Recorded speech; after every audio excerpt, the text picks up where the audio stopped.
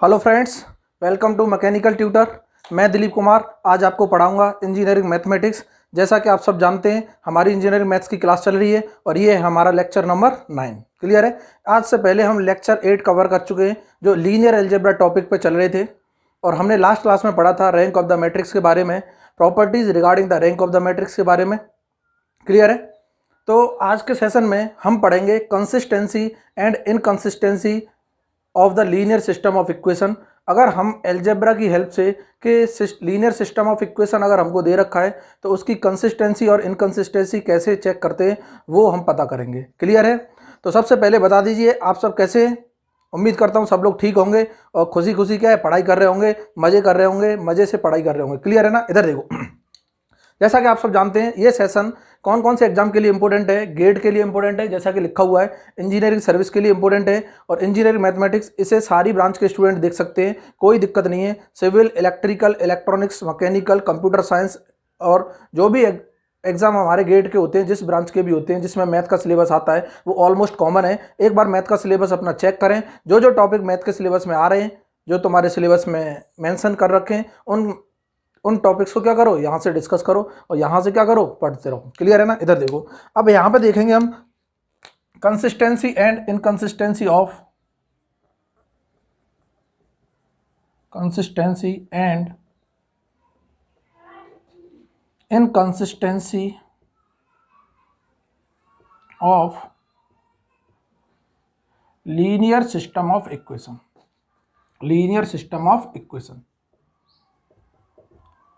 अब यहाँ पे दो वर्ड्स आ रहे हैं, एक तो कंसिस्टेंसी, एक इनकंसिस्टेंसी। और किसकी बात कर रहा है? लीनियर सिस्टम ऑफ इक्वेशंस की बात कर रहा है। इसका मतलब कंसिस्टेंस क्या होता है? कंसिस्टेंसी होती क्या है कि अगर कोई भी मुझे लीनियर इक्वेशंस दे रखी है, लीनियर इक्वेशन का मतलब जो वेरिएबल की पावर 1 होनी चाहिए। जैसे हम पढ़ते हैं, जैसे हम अलजेब्रा में ही पढ़ते थे पहले, x + 2y + 3z = 5 ऐसे करके दे रखा है। तो यहाँ x y z जो वेरिएबल है इनकी जो पावर है वो क्या सिंगल पावर है, जो इनकी डिग्री है वो क्या है 1 है। अगर मैं बात करता हूँ x² + 2x + 4 means x² means x जो वेरिएबल है इस इक्वेशन में वो क्या है, इसका ऑर्डर क्या है 2 है। तो ऐसी इक्वेशंस को बोलते हैं क्वाड्रेटिक। ऐसे क्यूबिक इक्वेशन होती है, लेकिन हम यहाँ पढ़ रहे हैं लीनियर इक्वेशन जिसका ऑर्डर क्या होना चाहिए 1 होना चाहिए, या फिर जिनकी पावर क्या होनी चाहिए 1 होनी चाहिए। या फिर यहाँ बात करें डिग्री की तो डिग्री भी क्या होनी चाहिए 1 होनी चाहिए। क्या इतना क्लियर सबको? तो यहाँ कंसिस्टेंसी की बात करें तो कंसिस्टेंसी का मतलब है कि कंसिस्टेंस हम तब कंसिस्टेंट तब बोलेंगे लीनियर सिस्टम को कि इनके सॉल्यूशंस होने चाहिए कुछ ना कुछ। जिनके सॉल्यूशंस होंगे उनको कंसिस्टेंट बोलेंगे, जिनके सॉल्यूशंस ही नहीं है उनको क्या बोलेंगे? इनकंसिस्टेंट बोलेंगे। तो अब देखते हैं, पहले देख लेते हैं लीनियर सिस्टम ऑफ इक्वेशंस होती क्या है। जैसे मैं यहाँ पे लिखता हूँ, लो लिख लिया कि सर कोई लीनियर सिस्टम ऑफ इक्वेशंस में मान लेता हूँ ये है हमारी a1x + a2y + a3z = some constant b1। ये जो इक्वेशन है इसमें 3 वेरिएबल है x y z।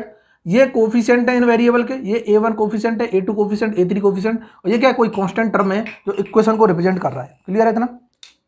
इतना क्लियर सबको? इधर देखो अब दूसरी इक्वेशन में लिख देता हूं, लो a2x + a11 ले लो, इसे a12 ले लो ताकि हम मैट्रिक्स में इजीली क्या कर सकें, इंडिकेट कर सकें। और यहाँ पे ले लो a21 a22y + a23z = क्या होगा? b2 होगा। कोई इक्वेशन मान लें, कुछ भी मान लो।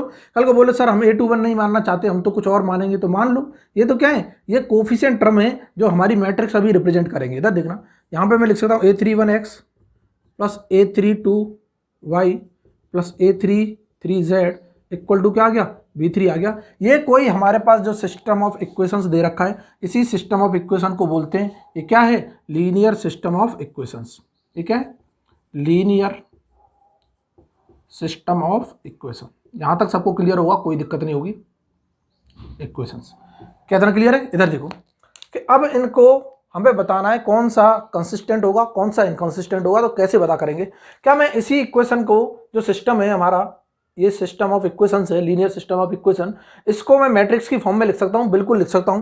कैसे लिखेंगे? इधर देखना कि जितने भी इसके कोफिशिएंट हैं इनको एक मैट्रिक्स की फॉर्म में लिख लो। a11 a12 a13, यहाँ पे a21 a22 a23 और यहाँ पे लिख सकते हैं a31 a32 और a33। सारे जितने भी कोफिशिएंट हैं इन सबको हमने सेपरेट लिख लिया और इसको एक मैट्रिक्स में क्या कर दिया, क्लोज कर दिया। ये हो गई हमारी 3x3 ऑर्डर की मैट्रिक्स। अगर मैं इसका प्रोडक्ट किसके साथ कर दूं, इसके साथ कर दूं एक्स वाई जेड के साथ, आराम से होगा। क्यों होगा, इधर देखना, ये 3x3 की मैट्रिक्स है, 3x3 ऑर्डर की, और ये क्या है 3x1 की। क्या इतना क्लियर है सबको? इसका मतलब इसके जो कॉलम है, इसके कॉलम देखो 1 2 3 column, means number of column equal to number of row के बराबर है, आराम से होगी। मल्टीप्लिकेशन इनका आराम से होगा कि इस रो का मल्टीप्लाई इसके साथ करूंगा तो क्या आएगा product, A11 into x plus A12 into y plus A13 into z. देखो वही आ रहा है, A11 x plus A12 y plus A13 z, यही आ रहा है। और इसको अगर मैं ऐसे लिख दूं इक्वल टू, ये किसके बराबर है, B1 B2 B3। तो ये हो गया हमारा मैट्रिक्स रिप्रेजेंटेशन किसका, ये लीनियर सिस्टम ऑफ इक्वेशंस जो हमारे ऊपर लिख रखी हैं, इसको हम मैट्रिक्स की फॉर्म में ऐसे भी लिख सकते हैं। बिल्कुल लिख सकते हैं सर, मजा आ गया, बिल्कुल लिख सकते हैं। अब इन मैट्रिक्स के अलग अलग नाम है, ये भी क्या है 3x1 की मैट्रिक्स है, इनको अलग अलग नाम दिया है यहाँ पे क्वेश्चन सॉल्व करने के लिए। इनको क्या कर रखा है, इजी कर रखा है। ये जो मैट्रिक्स है इसको हम बोलते हैं, कोई मान के चलो ए मैट्रिक्स में इंडिकेशन कर रहा हूँ और इसका नाम है क्या, कोफिशिएंट मैट्रिक्स, क्योंकि ये कोफिशिएंट से बन रही है, इसको बोलते हैं कोफिशिएंट मैट्रिक्स, क्योंकि ये क्या बन रही है, कोफिशिएंट से बन रही है। जितने भी वेरिएबल के कोफिशिएंट से उनसे क्या बनाई है हमने, मैट्रिक्स बनाई है, उसको कोफिशिएंट मैट्रिक्स बोल दिया। ये मैट्रिक्स को बोलते हैं क्या, वेरिएबल मैट्रिक्स। क्या बोलते हैं, वेरिएबल मैट्रिक्स, बिल्कुल सही, क्योंकि इसमें सारे वेरिएबल, सारे एक्स वाई जेड वेरिएबल है। नंबर ऑफ वेरिएबल्स 3 वेरिएबल है, 1 2 3, नंबर ऑफ वेरिएबल्स कितने 3। और यहाँ पे ये क्या है, कांस्टेंट से बन रही है, इसको बोलते हैं कांस्टेंट मैट्रिक्स। तो इसको याद करने में किसी को दिक्कत नहीं होगी। जो जो हमारे लीनियर सिस्टम ऑफ इक्वेशंस में टर्म यूज हो रहे थे, जो कोफिशिएंट थे उससे हमने एक मैट्रिक्स बनाई कोफिशिएंट मैट्रिक्स, जो वेरिएबल्स हैं उससे एक मैट्रिक्स बना ली वेरिएबल मैट्रिक्स, और ये कांस्टेंट मैट्रिक्स। क्लियर है?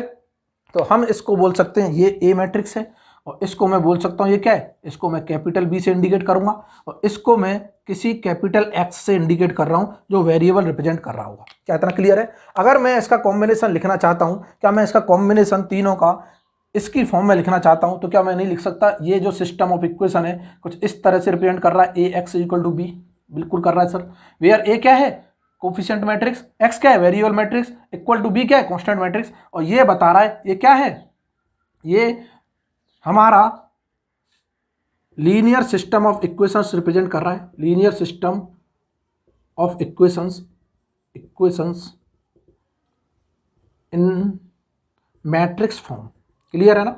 मैट्रिक्स फॉर्म में हम लीनियर सिस्टम ऑफ इक्वेशंस को इस तरह से रिप्रेजेंट कर सकते हैं, किसी को कोई दिक्कत नहीं होगी। लीनियर सिस्टम ऑफ इक्वेशन समझने में किसी को दिक्कत नहीं है। लीनियर क्यों बोल रहे हैं, क्योंकि जितने भी वेरिएबल हैं उनकी क्या है, ऑर्डर बोलो, डिग्री बोलो, जितनी भी पावर है वो क्या है, सिंगल है। और सिंगल पावर होती है जिस वेरिएबल की, उसे लीनियर बोलते हैं। 2 पावर हो जाती है, अगर यहीं पे एक्स स्क्वायर आ जाता तो ये इक्वेशन क्या हो जाती, क्वाड्रेटिक हो जाती। अगर यहीं पे क्यूब आ जाता तो ये क्यूबिक हो जाती। की पावर 4 आ जाता, की पावर 4 पे चला जाता। क्लियर है ना? तो इस तरह से हमको इनका सॉल्यूशन बताना है कि इनका सॉल्यूशन कंसिस्टेंट होगा या इनकंसिस्टेंट होगा।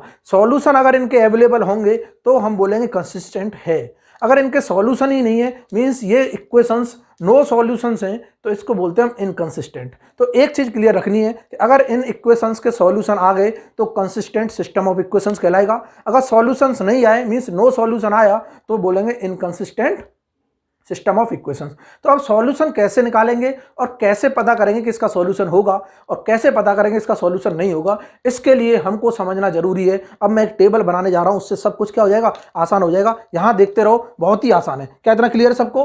बिल्कुल क्लियर है सर, मजा आ रहा है? मजा आ रहा है तो क्या कर दो, जल्दी से जल्दी लाइक कर दो और चैनल को सब्सक्राइब करो और बेल आइकन को जरूर प्रेस करो ताकि तुमको लेटेस्ट वीडियो का नोटिफिकेशन मिल सके। क्लियर है ना? क्या इतना क्लियर है सबको? किसी को कोई दिक्कत तो नहीं है? कोई दिक्कत नहीं है सर? कमेंट करके बताओ। अगर कोई भी किसी को प्रॉब्लम है, कोई भी चीज़ नहीं समझ आ रही तो जरूर कमेंट करके क्या करो, लिखो एक बार। क्लियर है ना? उसके बाद जितना ज़्यादा वीडियो को शेयर करोगे उतना तुम्हारा ही बेनिफिट है, क्योंकि अभी क्या हो रहा है कि अभी हम क्लासेस को लाइव क्लासेस कन्वर्ट नहीं कर पा रहे, क्योंकि ये यूट्यूब का रूल है। जैसा आपको नहीं पता हो, शायद आप वीडियो देख रहे हो, ये यूट्यूब का रूल है, जब तक किसी भी चैनल पे 1000 सब्सक्राइबर नहीं होते तब तक हम लाइव क्लासेस ऑर्गेनाइज नहीं कर सकते। मैं इसीलिए आपको बोल रहा हूँ कि आपका सपोर्ट चाहिए, कि अगर आप इसको ज़्यादा से ज़्यादा शेयर करोगे तो यहाँ सब्सक्राइब हमारे क्या होंगे, बढ़ेंगे। मैं बस सब्सक्राइबर इसीलिए बढ़ाना चाहता हूँ ताकि मैं लाइव क्लासेस क्या करूँ, कंडक्ट कर सकूँ और मैं स्टूडेंट्स के साथ डायरेक्टली इंटरेक्ट कर सकूँ क्लास के दौरान। क्लियर है ना। अभी तो मैं लेक्चर्स अपलोड करता हूँ, लेक्चर रिकॉर्ड करता हूँ, अपलोड कर देता हूँ, ताकि उससे क्या होता है किसी भी बच्चे को अगर डाउट होता है तो वहीं की वहीं पूछ नहीं सकता। क्लियर है ना। तो अगर आपका सपोर्ट होगा तो हम लाइव क्लासेस जल्द से जल्द क्या कर देंगे, स्टार्ट कर देंगे। इसीलिए इसको ज़्यादा से ज़्यादा शेयर करो। अगर मज़ा आ रहा है, वाकई में मज़ा आ रहा है, वाकई में चीज़ें अच्छी लग रही हैं, तो शेयर करने में कुछ जाना नहीं चाहिए, किसी का कोई पैसा तो लग नहीं रहा, बस शेयर करने में कुछ नहीं जा रहा। क्लियर है ना। लाइक करो और ज़्यादा से ज़्यादा क्या करो, वीडियो को देखो और पूरा एंड तक वीडियो देखा करो, ताकि उससे क्या हो, तुमको सीखने को मिले कुछ ना कुछ। वाकई में अगर तुमको कुछ सीखना है तो पूरा वीडियो एंड तक देखो और सीक्वेंस वाइज वीडियो देखो, फिर देखो मजा नहीं आ जाए तो फिर बोलना। क्लियर है ना, इतना क्लियर सबको। ठीक है, इधर देखो। अब क्या करते हैं, अब हम देखते हैं कि इसका टेबल समझते हैं। टेबल क्या बोलता है कि सिस्टम जो हमारा होगा वो कंसिस्टेंट कब होगा, इनकंसिस्टेंट कब होगा, अभी समझते हैं। इधर देखो,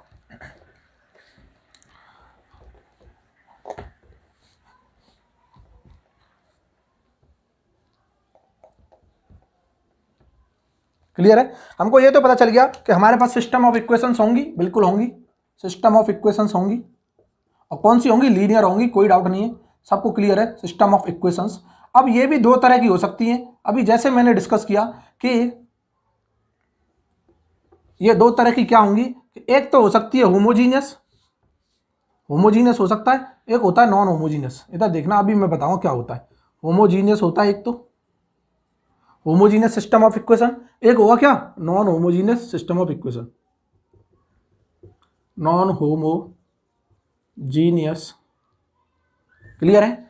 होमोजीनियस क्या होगा कि अभी मैंने रिप्रेजेंट किया ए मैट्रिक्स, जो कोफिशिएंट मैट्रिक्स थी, उसका वेरिएबल मैट्रिक्स के साथ product equal to constant matrix आना चाहिए। मैं बोल रहा हूँ कांस्टेंट मैट्रिक्स है ही नहीं, वो कांस्टेंट जो हमारा इक्वल टू था वो जीरो के बराबर है, तो क्या मैं इसको रिप्रेजेंट जीरो से कर दूंगा, और ये जो रिप्रेजेंटेशन होगा ये कहलाएगा होमोजीनियस मैट्रिक्स। क्या कहलाएगा, ये जो रिप्रेजेंटेशन होगा ये क्या कहलाएगा, होमोजीनियस मैट्रिक्स कहलाएगा। और यहाँ पे नॉन होमोजीनियस क्या होगा कि sir A X equal to B जब आ जाए, कोई कांस्टेंट मैट्रिक्स भी हो, तब बोलेंगे नॉन होमोजीनियस। क्या इतना क्लियर है, तब क्या बोलेंगे, नॉन होमोजीनियस। तो अब इसके तो हमेशा सॉल्यूशन होते हैं, ऐसा कभी हो ही नहीं सकता इसके सॉल्यूशंस हो ही ना, तो इसके क्या होंगे, हमेशा सॉल्यूशन होंगे। तो हम यहां लिख देंगे ऑलवेज कंसिस्टेंट। क्या होगी ये, ऑलवेज कंसिस्टेंट होगी, कोई डाउट ही नहीं है। कहने का मतलब होमोजीनियस अगर सिस्टम ऑफ इक्वेशन दिखाई दे रही है तो उसमें इनकंसिस्टेंसी का तो रोल ही प्ले नहीं होता, इनकंसिस्टेंसी की तो बात ही नहीं आती, उसमें हमेशा क्या होगी, कंसिस्टेंट होगी। मींस क्या है, means have always solutions. Clear है ना, सॉल्यूशन हमेशा इसके क्या होंगे, सॉल्यूशन होंगे। और सॉल्यूशन होंगे तो क्या क्या सॉल्यूशन होंगे उसको भी देख लेते हैं। दो तरह के सॉल्यूशन होते हैं इन इक्वेशंस के, एक को बोलते हैं ट्राइवियल सॉल्यूशन, ट्राइवियल सॉल्यूशन, एक को बोलते हैं नॉन ट्राइवियल सॉल्यूशन। क्या बोलते हैं, एक को बोलते हैं ट्राइवियल सॉल्यूशन, एक को बोलते हैं क्या, नॉन ट्राइवियल सॉल्यूशन। इसी का दूसरा नाम है जीरो सॉल्यूशन। क्या नाम है, जीरो सॉल्यूशन। क्वेश्चन में अगर दे दे तो कंफ्यूज नहीं होना है कि बोल दे कि ये लीनियर सिस्टम ऑफ इक्वेशंस हैं, इनके जीरो सॉल्यूशन है, इसका मतलब ये हुआ कि ये ट्राइवियल सॉल्यूशन की बात कर रहा है, या फिर इनके ट्राइवियल सॉल्यूशन है तो वो जीरो सॉल्यूशन की बात कर रहा है। ये कब होते हैं हमको ये जानना जरूरी है कि ये जब मतलब जीरो सॉल्यूशन हम कब बोलेंगे, ट्राइवियल सॉल्यूशन कब बोलेंगे। तो कब बोलते हैं इधर देखना, व्हेन क्या हो, when rank of the matrix, जो ए मैट्रिक्स है हमारी कौन सी होगी, ये वाली होगी, coefficient matrix, is equal to क्या हो, नंबर ऑफ वेरिएबल्स के बराबर हो, नंबर ऑफ वेरिएबल्स। और नंबर ऑफ वेरिएबल्स हमने देख लिए कि यहाँ पे एक्स में जब हमने देखा था ये वेरिएबल मैट्रिक्स थी, इधर देखना मैंने रिप्रेजेंट किया था एक्स में, अभी इससे पहले एक्स वाई जेड कुछ इस तरह रिप्रेजेंट किया था। तो यहाँ पे नंबर ऑफ वेरिएबल्स कितने, 3 है ना, नंबर ऑफ वेरिएबल्स कितने, 3, वेरिएबल्स इक्वल टू 3। इसका मतलब ये हुआ कि एक मैट्रिक्स बन रही थी जो कौन सी थी हमारी, कोफिशिएंट मैट्रिक्स थी। अभी यहां बना देता हूं, लोग कंफ्यूज नहीं होना। ये जो मैट्रिक्स थी इसको हम कोफिशिएंट मैट्रिक्स बोल रहे थे, A11, A12, A13, A21, A22 और A23। क्या इतना क्लियर सबको, A23, और ये A31, A32, A33, और ये थी 3/3 की हमारी कोफिशिएंट मैट्रिक्स। मींस इसकी रैंक पता करनी है, इसकी रैंक अगर नंबर ऑफ वेरिएबल्स के बराबर आ गई तब बोलूंगा मैं जीरो सॉल्यूशन है। क्या बोलूंगा, जीरो सॉल्यूशन है। क्या फील नहीं होता ये कब आ सकती है, क्या ये जो है, ये जो मैट्रिक्स 3/3 की है, इसका मतलब इसकी रैंक 3 के बराबर नंबर ऑफ वेरिएबल्स के बराबर अगर आएगी तो इसकी डिटर्मिनेंट वैल्यू क्या होनी चाहिए, नॉट इक्वल टू 0 होना चाहिए। मींस ये जो माइनर है 3/3 का, ये नॉन जीरो माइनर होना चाहिए, तभी तो रैंक 3 बोल सकते हैं। अगर जीरो माइनर आ गया मींस इसकी वैल्यू 0 आ गई तो रैंक 3 से कम नहीं हो जाएगी क्या, बिल्कुल हो जाएगी सर। इसका मतलब एक चीज क्लियर हो गई कि ये जीरो सॉल्यूशंस की डिटर्मिनेंट वैल्यू हमेशा क्या होती है, नॉट इक्वल टू 0 होती है। बिल्कुल सही सर, डिटर्मिनेंट वैल्यू जो होगी हमेशा क्या होगी, नॉट इक्वल टू 0 होगी। ये जो हमारी मैट्रिक्स थी ए मैट्रिक्स, उसकी डिटर्मिनेंट वैल्यू हमेशा क्या होगी, नॉट इक्वल टू 0 होगी, 0 नहीं हो सकती। और कल को क्वेश्चन में पूछ सकता है कि जीरो सॉल्यूशंस में क्या डिटर्मिनेंट वैल्यू 0 होगी या नॉट इक्वल टू 0 होगी, तो हमेशा क्या होगी, नॉट इक्वल टू 0। क्या इतना क्लियर है। ये जो सॉल्यूशन है जिनको हम नॉन ट्राइवल बोलते हैं, इसका दूसरा नाम है नॉन जीरो सॉल्यूशन। इधर देखना, नॉन जीरो सॉल्यूशन। और ये कब होगा, इधर देखो, इसको कब होगा, जब when rank of the matrix क्या हो, less than number of variables. देखो मजा आ रहा है, इधर देखते रहना, अब फीलिंग आएगी कि सर जब मैं बात कर रहा हूं इस कांस्टेंट कोएफिशिएंट मैट्रिक्स की, इसकी रैंक क्या होनी चाहिए, नंबर ऑफ वेरिएबल्स जो कितने थे, 3 थे। 3 से कम तभी हो सकती है जब इसका डिटर्मिनेंट क्या हो, 0 हो। क्योंकि 3/3 का जो माइनर है वो अगर 0 के बराबर हो गया, क्या होगा, 0 के बराबर हो गया, तो हम कभी नहीं बोल सकते इसकी रैंक 3 है। क्योंकि नॉन जीरो जब माइनर होता है तभी रैंक क्या बताता है, वो बताता है कि इसी ऑर्डर की रैंक होगी। इसका मतलब ये हुआ कि अगर मुझको नॉन जीरो सॉल्यूशन चाहिए, नॉन जीरो सॉल्यूशन कब होगा, जब rank of the matrix is less than number of variable हो। और नंबर ऑफ वेरिएबल होने के लिए इसके डिटर्मिनेंट को हमेशा क्या होना पड़ेगा, 0 होना पड़ेगा, 100% होना पड़ेगा। इधर देखो, तो इसकी डिटर्मिनेंट वैल्यू क्या होगी, हमेशा 0 होगी। तो कल को क्वेश्चन में दे दे कि अगर कोई भी linear system of equation non zero solution रखते हैं, इसका मतलब ये हुआ कि उनकी डिटर्मिनेंट वैल्यू भी क्या है, 0 है। तो अभी एक क्वेश्चन कराएंगे हम, अभी क्वेश्चन कराएंगे, टाइम रहा तो इसका भी क्वेश्चन कराएंगे कि नॉन जीरो सॉल्यूशन के हिसाब से कैसे क्वेश्चंस आते हैं और हमको कैसे अप्रोच लगाना है। क्या इतना क्लियर है सबको। क्या ये होमोजीनियस सिस्टम ऑफ इक्वेशंस के हमेशा सॉल्यूशन होंगे, हमेशा कंसिस्टेंट होगी। दो तरह के सॉल्यूशन होंगे, ट्राइवल और नॉन ट्राइवल। ट्राइवल को 0 बोलते हैं, नॉन ट्राइवल को नॉन जीरो बोलते हैं। जीरो सॉल्यूशन की डिटर्मिनेंट वैल्यू हमेशा क्या होगी, नॉन जीरो होगी। सबको दिखाई दे रहा है।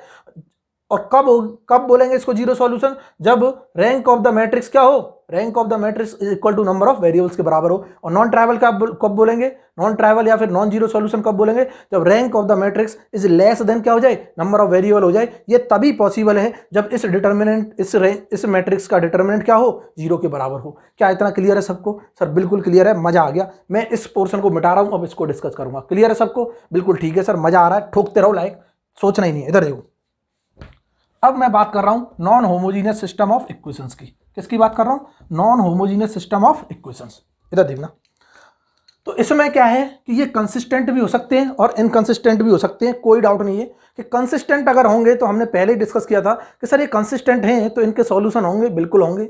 अगर ये इनकंसिस्टेंट है तो इनके सॉल्यूशन नहीं होंगे, तो हम तुरंत बोल देंगे जिनके सॉल्यूशन नहीं है उसी इक्वेशन को क्या बोलेंगे, इनकंसिस्टेंट सिस्टम ऑफ इक्वेशंस हैं। बिल्कुल ठीक। लो, मैं बात कर रहा हूं कि सर ये कंसिस्टेंट भी हो सकते हैं और इनकंसिस्टेंट भी हो सकते हैं। मैंने लिख लिया कि ये जो हो सकते हैं सिस्टम ऑफ इक्वेशन क्या है, कंसिस्टेंट हो सकती है, और ये क्या हो सकती है, इनकंसिस्टेंट भी हो सकती है। कोई डाउट नहीं। लो, इनकंसिस्टेंट और इनकंसिस्टेंट जब भी होंगी तो मैं बोल दूंगा इनका क्या है, कोई भी सॉल्यूशन नहीं, नो सॉल्यूशन। क्या इतना क्लियर है। और कंसिस्टेंट हैंगी तो क्या बोल देंगे, हैव सॉल्यूशंस। क्या इतना क्लियर है। और अगर सॉल्यूशंस होंगे तो कितने टाइप के सॉल्यूशन होते हैं, 2 टाइप के सॉल्यूशन होते हैं। यहाँ इधर देखना, इसको बोलते हैं हम, एक तो होता है यूनिक सॉल्यूशन। क्या होता है, यूनिक सॉल्यूशन। और दूसरा होता है, उसे बोलते हैं हम multi optimum solution. Multi optimum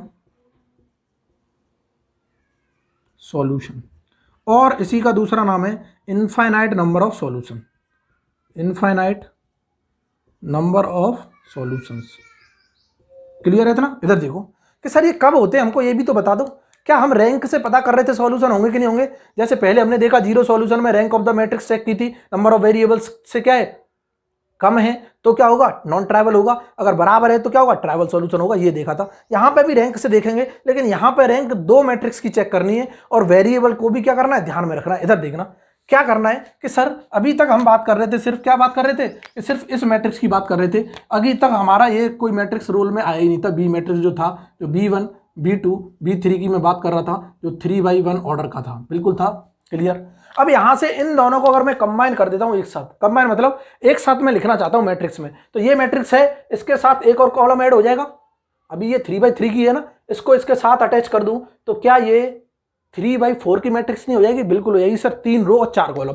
तो हम बोलते हैं, अगर मैं इसको कंबाइन करके लिखता हूं इन दोनों को, इधर देखना ए बी को, तो इसे बोलते हैं ए बी मैट्रिक्स। इस तरह से रिप्रेजेंट करेंगे और ये ए बी मैट्रिक्स होगी। इसी का दूसरा नाम है, इसको बोलते हैं ऑगमेंटेड मैट्रिक्स, ऑगमेंटेड मैट्रिक्स। और इसका जो रिप्रेजेंटेशन होगा वो कुछ इस तरह होगा कि सर ए बी मैट्रिक्स का जो रिप्रेजेंटेशन होगा वो क्या होगा कि ए मैट्रिक्स जो हमारी थी वो तो चल रही थी A11, A12, A13, A21, A22, A23, A31, A32, A33। Clear है। और यहाँ पे हमने इसके साथ क्या कर दी थी, ये मैट्रिक्स भी अटैच कर दी थी, B1, B2, B3, जो हमारी कांस्टेंट मैट्रिक्स है। और ये कॉम्बिनेशन को हम बोलते थे 3/4 का ऑर्डर हो गया इसका, जो मैट्रिक्स का ऑर्डर हो गया। क्या हो गया? नंबर ऑफ रो कितनी है? 3, 1, 2, 3। कॉलम कितने हो गए? अब ये नया कॉलम ऐड हो गया ना बी मैट्रिक्स से, तो 1, 2, 3, 4। इसको बोलते हैं ऑगमेंटेड मैट्रिक्स। ये combination of A B matrix है। क्लियर है ना।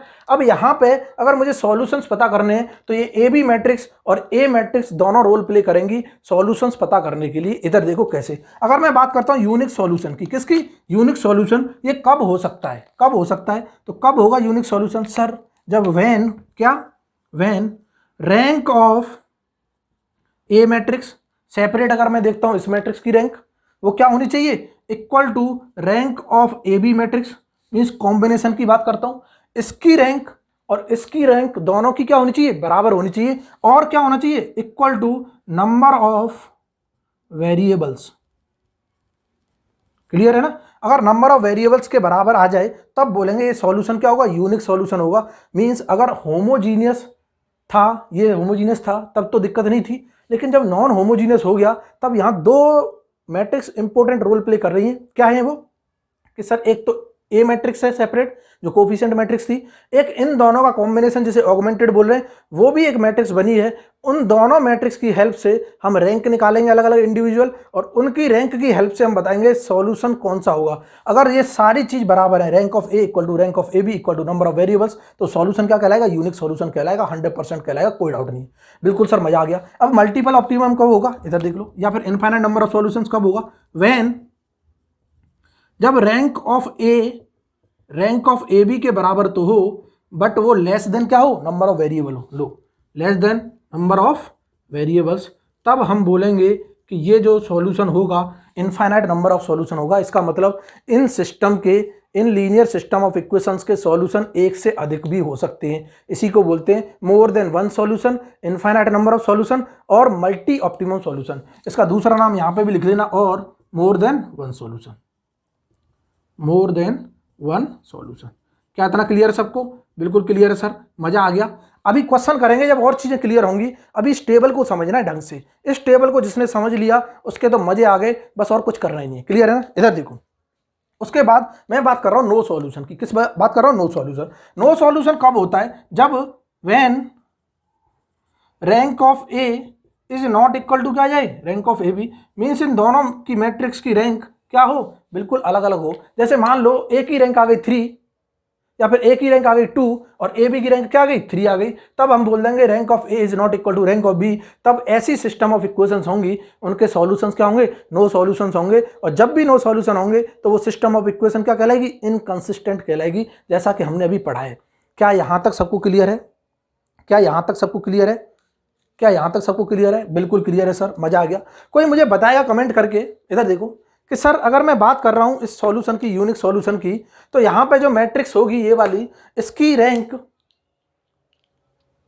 ए आ रही है, इसकी रैंक ए बी की रैंक ए बी आ रही है, और नंबर ऑफ वेरिएबल्स जो हमारे दे रखे हैं ये तो कभी चेंज हो नहीं सकते। मान के चलो इसी को मैं इक्वेशन लेता हूं, लो ये आ गई, ये 3/3 ऑर्डर की है, ये भी क्या है? नंबर ऑफ वेरिएबल्स, ये भी क्या है? A B matrix. तो कोई मुझे बता सकता है कि कभी भी इसकी मैट्रिक्स का डिटर्मिनेंट 0 हो सकता है क्या?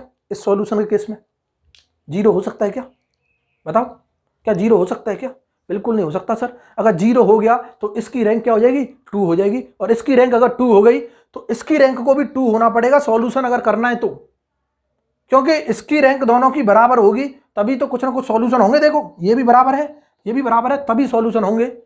लेकिन यहां पे क्या बोल रहा है कि 3 के बराबर भी होना चाहिए, और 3 के बराबर तभी हो सकता है जब इसकी डिटर्मिनेंट वैल्यू क्या हो, नॉट इक्वल टू 0 हो। तो इसका मतलब एक चीज क्लियर हो गई, क्या क्या हो रहा है क्लियर, इधर देखते रहो, उधर उधर नजरें मत घुमाओ, इधर देखो कि सर नंबर ऑफ जो वेरिएबल्स हैं वो यहां पे चेंज हो नहीं सकते, इसका मतलब 3 रहेंगे। तो इसको 3 रैंक लाने के लिए इसकी डिटर्मिनेंट वैल्यू कभी भी 0 नहीं हो सकती, नॉन 0 होगी तभी रैंक क्या आएगी, 3 आएगी। तो मैं तुरंत बोल दूंगा यहां पे इसकी डिटर्मिनेंट वैल्यू हमेशा क्या होगी, नॉट इक्वल टू 0। सर मजा आ गया, बिल्कुल मजा आ गया सर, बहुत अच्छा लगा आज तो, और वाकई में अच्छा लगा है। तो क्या करना है, जो करना है कर दो, फटाफट सोचो मत। क्लियर है इतना, इधर देखो, इतना क्लियर है सबको, बहुत मजा आ गया, इतना क्लियर है। अब हम देखेंगे कि इनके क्वेश्चंस को कैसे करते हैं सॉल्व। ये हमारा कंसिस्टेंट एंड इनकंसिस्टेंट था, इसके अलावा कोई भी टॉपिक, इसके अलावा कोई भी क्वेश्चन नहीं आएगा। अगर क्वेश्चन यहां से टच करता है, टच नहीं करता हमेशा आता है, प्रीवियस ईयर के क्वेश्चन उठा के देखना, हर साल रिपीटेटिवली क्या आ रहा है, ये क्वेश्चन पूछा जाता है। कंसिस्टेंट सिस्टम ऑफ इक्वेशन देगा, इनकंसिस्टेंट देगा तो बताएगा कि सॉल्यूशन कौन सा सॉल्यूशन होगा, पूछेगा, बताएगा नहीं, पूछेगा कौन सा सॉल्यूशन होगा, नो सॉल्यूशन होगा, या फिर यूनिक सॉल्यूशन होगा, या फिर मल्टीपल ऑप्टिमम सॉल्यूशन होगा, ये इनमें से कुछ भी पूछ सकता है। क्लियर है ना, तो क्या यहां तक सबको क्लियर है, यहां तक सबको क्लियर है, बिल्कुल क्लियर है। क्या क्वेश्चन करा दें, अगली क्लास में कराएं, अभी करा दें क्वेश्चन, लो करा देते हैं, चलो लिखो जल्दी फटाफट। क्या इतना क्लियर है, एक क्वेश्चन लिखो, एक क्वेश्चन करके देखते हैं क्या होता है। इधर देखना कि अगर मैं बात करता हूं, लो मिटा दो इसको, क्वेश्चन की बात कर रहे हैं, एक क्वेश्चन कर लेते हैं, फिर अगली क्लास में डिस्कस करेंगे नेक्स्ट टॉपिक। अब इसको लीनियर अलजेब्रा को जल्दी से जल्दी क्या करना है, खत्म करना है। अब एक लास्ट टॉपिक बचा है, इसके बाद एक लास्ट टॉपिक होगा जो eigen values, eigen vector, most important topic है ऑब्जेक्टिव पॉइंट ऑफ व्यू के लिए। हम सिखाएंगे आइगन वैल्यूज कैसे निकालते हैं, आइगन वेक्टर कैसे निकालते हैं, और इनके शॉर्टकट तरीके भी बताएंगे कैसे करते हैं। क्लियर है ना, इधर देखते रहो, ये था हमारा। अब मैं क्वेश्चन दे रहा हूं, एक क्वेश्चन करना है। कभी भी अगर जब हम क्वेश्चन कराते हैं खुद से एक बार करके देखो, उसके बाद अगर नहीं आता है तो सॉल्यूशन देखो, कोई दिक्कत नहीं है, बट खुद से ट्राई करो, पॉज कर दो वीडियो को वहीं की वहीं कि सर पहले तो हम ट्राई करेंगे, क्योंकि वहां पे तो कोई नहीं रोक रहा। क्लियर है ना, पहले हम ट्राई करेंगे आराम से, उसके बाद क्या है देख लेना सॉल्यूशन सही है गलत है। अगर सही हो गया इसका मतलब तुमको बहुत कुछ सीखने को मिला है, पहली बार में अगर सही कर दे रहे हो, और अगर नहीं भी सही हो रहा है तब भी टेंशन नहीं लेनी है, अगली बार सही होने के चांसेज हो जाएंगे। क्लियर है ना, करना जरूर है ट्राई। इधर देखो मैं बात करता हूं, ये है द सिस्टम ऑफ इक्वेशन, क्या है क्वेश्चन है, if the system of equation, if the system of equations, क्या सिस्टम ऑफ इक्वेशन है, x plus 2y plus 3z equal to lambda X, ये दे रखा है x plus 2y plus 3z equal to lambda X. दूसरा दे रखी है equation 3x plus Y plus 2z equal to lambda Y. और तीसरा दे रखा है हमको, तीसरा क्या दे रखा है 2x plus 3y plus Z equal to lambda Z. और बोल रखा है हैज नॉन जीरो सॉल्यूशन, इधर देख लो मजा आ गया, has non zero solution then the value of lambda will be क्या होगी, ये पूछा है, then the value of lambda will be क्या होगी। ऑप्शन भी दे रहे हैं लोग, ऑप्शन दे रहे हैं, option A 2, option B 4, option C 6, option D 8, बोला है 2 4 6 8। क्या इतना क्लियर है, अभी देखना कैसे करते हैं, चुटकियों में करेंगे, एक बार ट्राई करो जल्दी, इसको पॉज करके क्या करो, ट्राई करो कैसे करना है कैसे नहीं करना है, क्वेश्चन को पढ़ो और ट्राई करो। क्लियर है, ट्राई करो, हो गया ट्राई, इधर देख लो फटाफट, पॉज करके ट्राई करना है, इधर देख लो। अब हम देखते हैं सर, सबसे पहली चीज कि ये लीनियर सिस्टम ऑफ इक्वेशन है, बिल्कुल है, हमने पढ़ रखा है, उसने सॉल्यूशन की बात की है, ये नॉन जीरो सॉल्यूशन दे रखा है, क्या दे रखा है, नॉन जीरो सॉल्यूशन।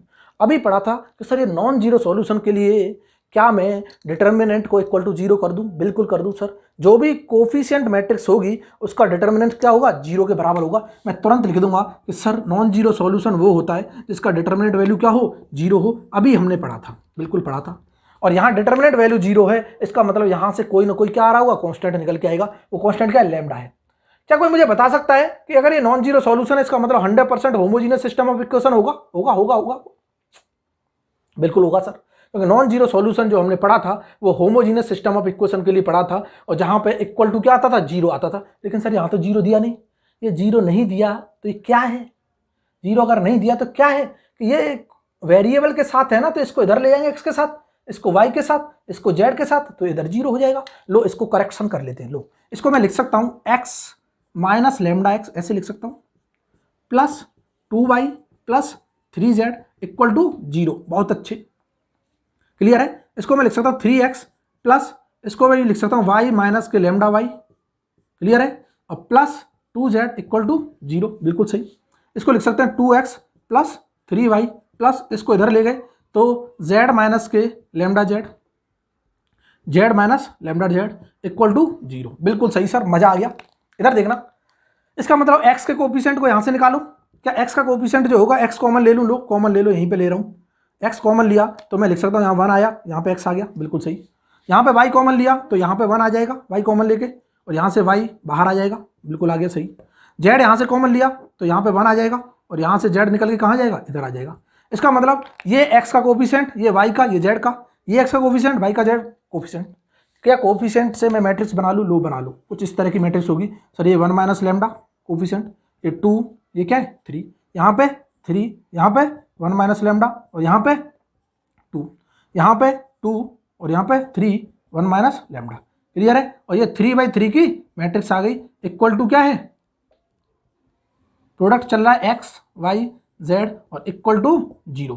क्या मैं लिख सकता हूं ये जो मैट्रिक्स है क्या a के बराबर थी, बिल्कुल है। और क्या ये x चल रहा है मल्टीप्लिकेशन में, कैपिटल X इक्वल टू 0। हमको एक चीज तो क्लियर हो गई, ये जो इक्वेशन ऑफ सिस्टम है ये कौन सा है, होमोजीनियस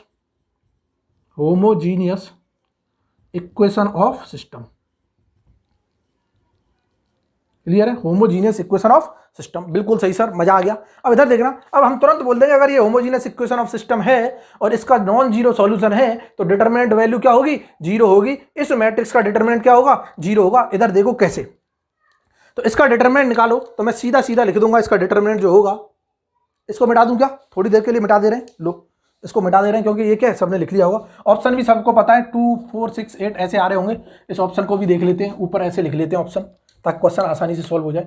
ऑप्शन ए कितना था 2, ऑप्शन बी कितना था 4, ऑप्शन सी कितना था 6, ऑप्शन डी कितना था 8, क्लियर है ना। ये हमारे क्या है, ऑप्शन है। अब हम चेक करते हैं कैसे करेंगे, इधर देखना।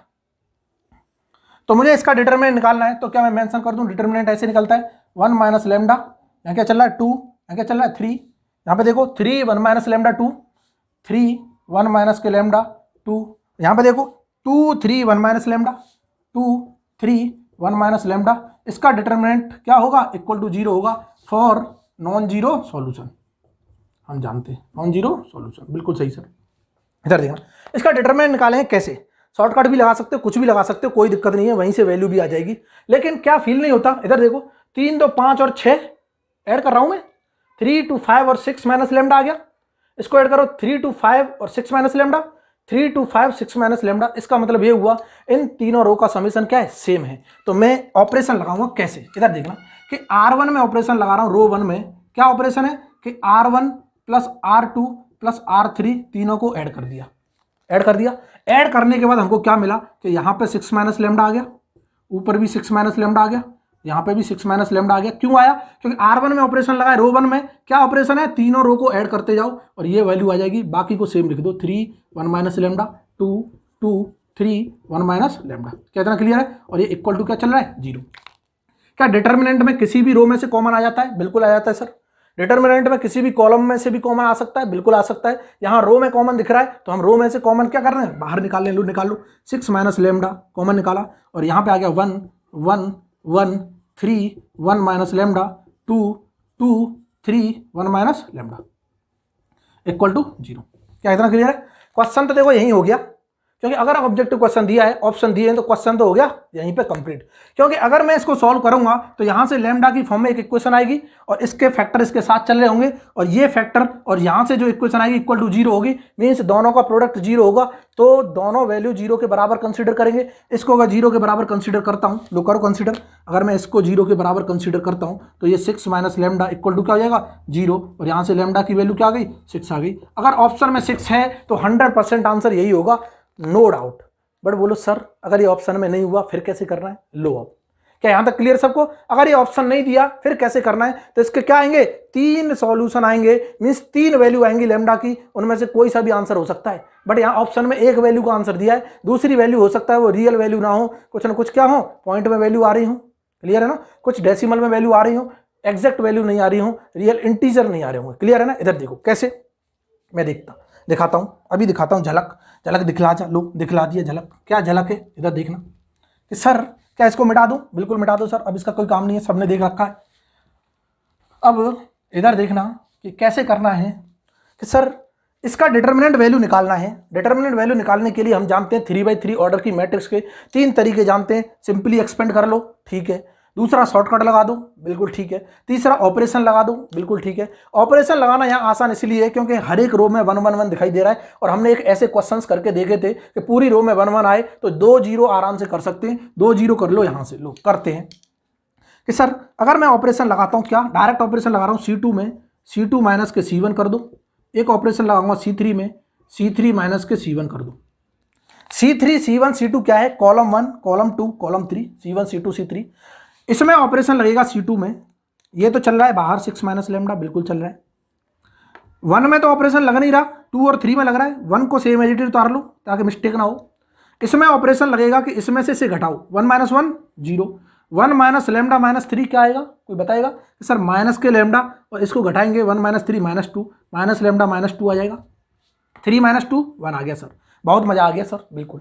अब इसमें ऑपरेशन लगाएंगे, इसमें से इसे घटाओ, 1 माइनस 1 0, 2 माइनस 3 माइनस 1, और 1 माइनस लेमडा माइनस 2, यहाँ पे क्या आ गया कि माइनस लेमडा तो चल ही रहा है, और 1 में से 2 गया तो माइनस 1, माइनस लेमडा माइनस 1। क्या इतना क्लियर है सबको, बिल्कुल क्लियर है। इधर देखना, इक्वल टू क्या कर दो, 0 कर दो, ये चल रहा है, इधर देखते रहो।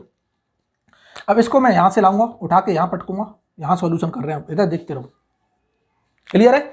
अब मैं क्या लिख सकता हूँ, 6 माइनस लेमडा तो बाहर चल रहा है, क्या ये माइनस को मैं कॉमन निकालूं तो लेमडा प्लस 2 हो जाएगा, इस माइनस को भी कॉमन निकालूं तो लेमडा प्लस 1 हो जाएगा, बिल्कुल हो जाएगा सर, लिख लो।